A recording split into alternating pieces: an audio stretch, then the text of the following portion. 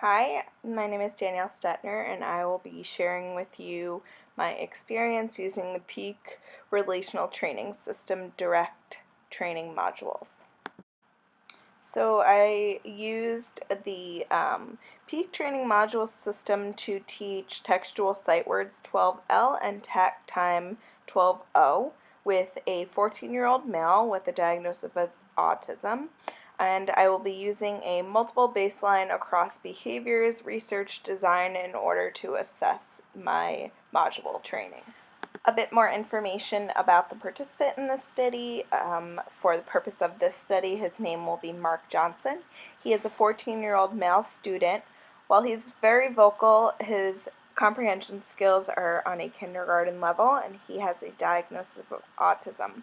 Mark is currently in the 8th grade and is in the most restrictive setting within the school, known as the resource setting. Mark is currently also using a life skills program rather than an academic program within his current educational placement. The modules were taught in a very familiar setting to the participant at his current neighborhood school in which he's attended since he was in 1st grade. They were taught in his current classroom on a one-on-one setting. The classroom had 3 tables, 15 chairs, a whiteboard, and 2 windows. The research design chosen to keep track of the data was a multiple baseline across behaviors in which the multiple behaviors of Mark will just be assessed. This design was chosen because when teaching sight words, once the words are learned, you cannot reverse the behavior. Also, we wanted to see the transfer of behavior across different modules. The independent variable is the Peak Relational Training System Direct Training modules. The dependent variable is 12L, textual sight words, and 12O, TAC time. Baseline procedures. The special education teacher conducted the training sessions with Mark in his usual classroom, where he spends all of his academic periods.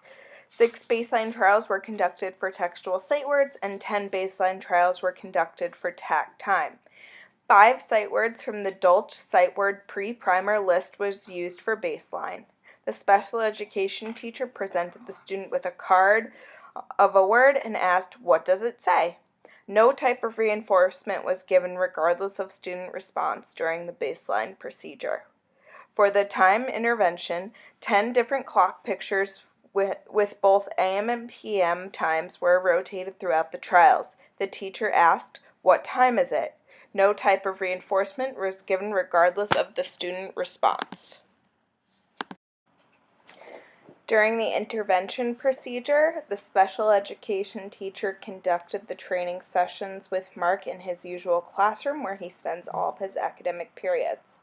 13 intervention trials were conducted for 5 rotating sight words, and 9 intervention trials were conducted for TAC time.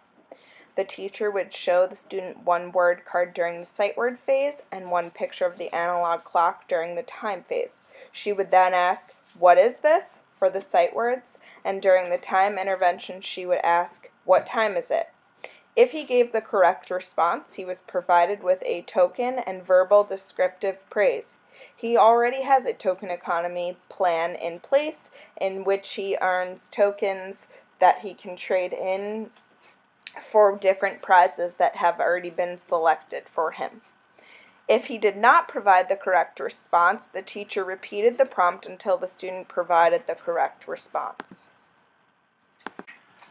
Here are pictures of the interventions taking place in which the sight words are shown one by one to the student, as well as time pictures were shown one by one to the student. The peak scoring from the manual was used, in which 0 equaled no response after multiple attempts at prompts, 2 multiple prompts and reduced stimuli array eventually produced a response, 4 2 prompts at most produced the response with full stimuli array, 8 1 single prompt of either verbal or visual nature, and 10 independent accuracy on response with no prompt.